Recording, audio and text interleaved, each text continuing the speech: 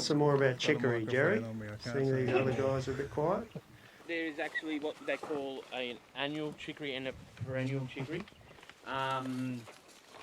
So, for example, from our company, we've got Puna and Puna 2. So Puna is actually the perennial, and Puna 2 is an annual with a little. It does go a little bit further than just a year.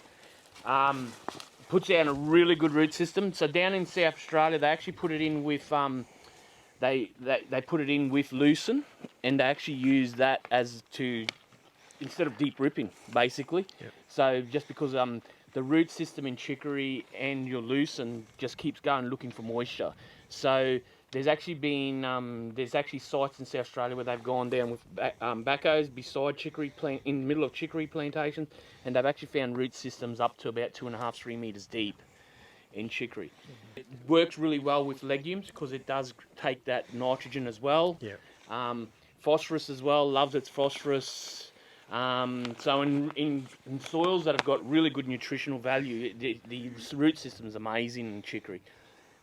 If you're going to go down the path where you want to graze it as well, there is no animal health issues at all with chicory as well. There's a couple of paddocks actually just past Kamala. Yep. Mark Wheeler. So he grazes his, but he had a 2 hectare block there where he had cattle in it for 18 months straight, and so the chicory didn't get a break at all, and it's still growing. And in there he actually had a brassica as well with it, and he put a bit of ryegrass as well. So chicory is a great product. So the only thing I can't see here, Rob, is your clover. Yeah. So do you know what type of clover you put in? Was it a red, white, or a Persian? Shay, can you remember which clover went in this site? I think it was a white clover. I think it was a white clover. So that probably shows that our pH probably wasn't right for our clovers, yep. and our phosphorus wasn't right for our clovers because you can't see it. Yeah. So up here, I'd actually put red and white clovers. I wouldn't go a Persian clover. A Persian just wouldn't work. Persist, yeah. And if you do it as a winter, that's fine. But with chicory and the clovers, I'd actually still plant them now, even going into spring, summer. Yep. Because they'll keep growing. They'll keep growing. Yeah. That's right. And at a kilo, I saw a kilo to the hectare in there. I'd probably push my clovers up to 2 kilos per hectare. Now, Rob was talking about the price there per hectare of that seed, so it worked out about $114 a hectare. Mm-hmm. I've got graziers who spend $300 a hectare on pasture. 114 is not much at all. But yeah, and the clover will add a lot to it. Again, nitrogen. They'll matter if you increase your rate to 2 kilos. That's actually going to give you a lot more cover as well, and they'll creep across and everything. So yeah, the radish there, that's doing its job. As I saw, see that one there's gone further down. So obviously here it's probably not as compacted probably as over there where it just didn't grow really.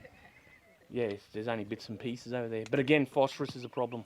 Yeah, definitely. Phosphorus is actually more important than anything else when it comes to a lot of these products. Yeah. Ask a dairy farmer.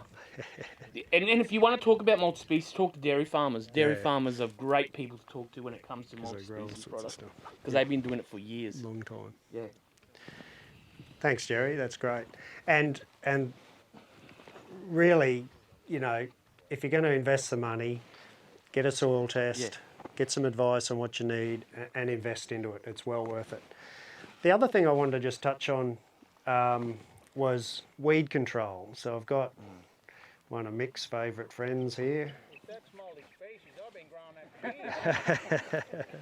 I'm just trying to work out the benefit of this particular species. So, cows love it. So, but weed control's an important issue, and you need to have a think about what are the problem weeds you might have in a particular block that you're going to plant your multi-species into, and consider how you're going to deal with those problem weeds.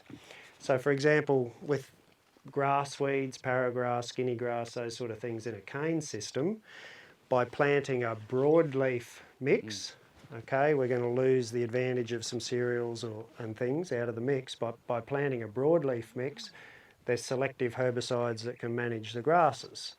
And on the flip side, if you had, say, a particularly bad vine block, and so broadleaf weed control was your priority, then you'd look at a more cereal dominated mix. And if it was winter planting time, you'd plant winter cereals, oats, wheat, triticale, barley, ryegrass, other things like that.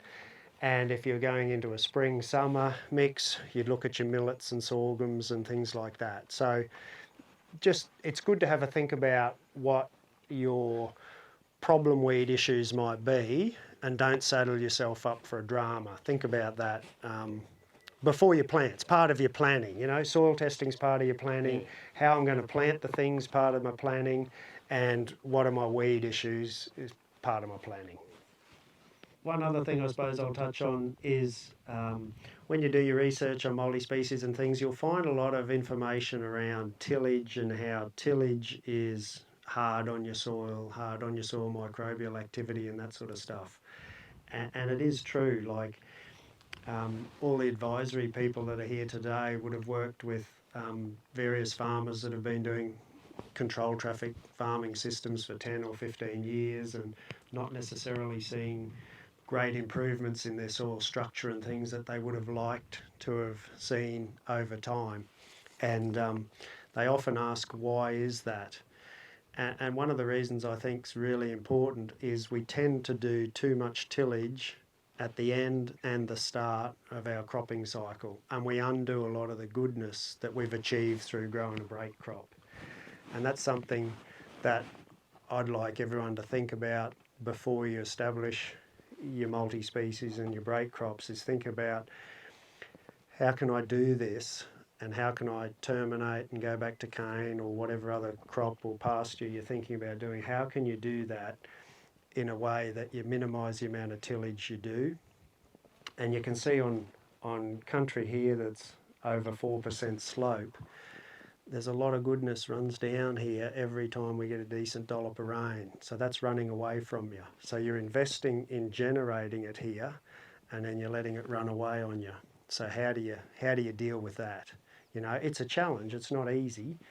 I've got a block of plant cane on sloping country, not quite as steep as this now, and I've got multi-species growing in between my rows of cane. So I've band sprayed a pre-emergent because there's plenty of guinea grass is my problem weed on that particular block, and I'm trying to preserve, and there's been no tillage in the interrow, but I'm trying to preserve my soil on that sloping country because that's really important to me, and I'm managing that by growing a multi-species crop in the interrow now, and it's all a broadleaf mix, so I can terminate that because that's basically a broadleaf weed in my cane crop, so I can terminate that later with a broadleaf herbicide and not affect my cane. So that's sort of the way I've been looking at how I can do that on that site. So if you just give that a bit of thought, those sort of things as well, before you launch into it. Your plan here, Mick, you're going to plant another crop after this one. How are you thinking about going about that? I think it's one. Yeah, that's what'll be happening. We'll, when Shay comes up with the next mix that we'll do, we'll purchase all the seed and put that one in, and we'll grow a summer crop there. That'll protect this ground a little bit there from the flood and rains. You know, like that's what happens. Slopey country like this, it's just been here, down there, down that one, eventually over there into that creek there. So, but we're trying to turn that around a little bit. This sort of country here, we got the envelope and the biro out there and had a look there at putting ash all over this block here, and at 20 to 24 humps, you know, they come up with a truck and dog, so you end up with two little humps. So at 20 to 24 per hectare here, it was going to cost us about $8,200 or something like that, and that's heavily subsidised from the mill. So we looked at that, and I think we, on the back of the envelope, we come up with this. What was this, about 800 and something bucks worth of seed? So I thought, oh, Maybe the wog was coming out in him. No, oh, we'll have a go at the multi-species. But we still might, these areas here, this might be a classic place to put some ash and then maybe even a bit of bilmud in these, bit of a sad area like this. But we didn't know that until we planted this stuff, and this is showing you what it is. So we just keep poking on there and just see what happens. How are you planning to plant your next crop, Nick? Have you thought about that? Well, hopefully I won't have to actually blow anything off here with gramoxane or anything. We might be able to just crimp that down, use the planter again, go straight in there and plant the next batch of seed in it, and that'll be the telltale one. It'll come up, and because of the heavy rains, you know what it's like. As soon as you get all that heavy rains of the wet season, up comes all your vines. They'll lay dormant, but when they get the right conditions, they're there. And we'll just have to monitor that and probably come in here or round up and just, you know, whack that when it's necessary. So, and then after that, if anyone knows someone with a double disc dual row planter, I might have to hire that, and we'll just get the crimper in front of the planter and run through, and we'll have a go at that.